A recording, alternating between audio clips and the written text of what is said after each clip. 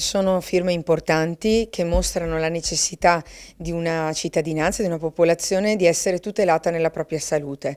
Sappiamo che cosa significano i PFAS, le sostanze perfluoroalchiliche per la salute delle cittadine e dei cittadini del Veneto, in particolar modo vicentini del territorio della zona rossa. I cittadini e cittadine che hanno sottoscritto questa petizione chiedono di poter essere oggetto di screening gratuito, di poter accedere a questo screening per capire quale sia lo stato reale del loro sangue, come sia messa la loro situazione in termini di salute. Chiediamo che Arzignano venga inserita in zona rossa e venga inserita a seguito delle indagini di Greenpeace e dei risultati di queste indagini, che sono indicativi di un approfondimento necessario per dare una sicurezza in più, per dare una tranquillità in più alle cittadine e ai cittadini di Arzignano. Avete un po' recepito le istanze dei cittadini, questo bisogno di essere garantiti su un fronte dei PFAS che impatta fortemente la salute pubblica?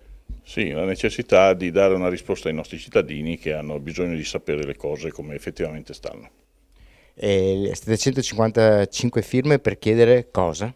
Per chiedere lo screening sanitario del sangue per la presenza di FAS o loro similati all'interno del sangue dei cittadini di Arzignano, come in altri comuni della provincia.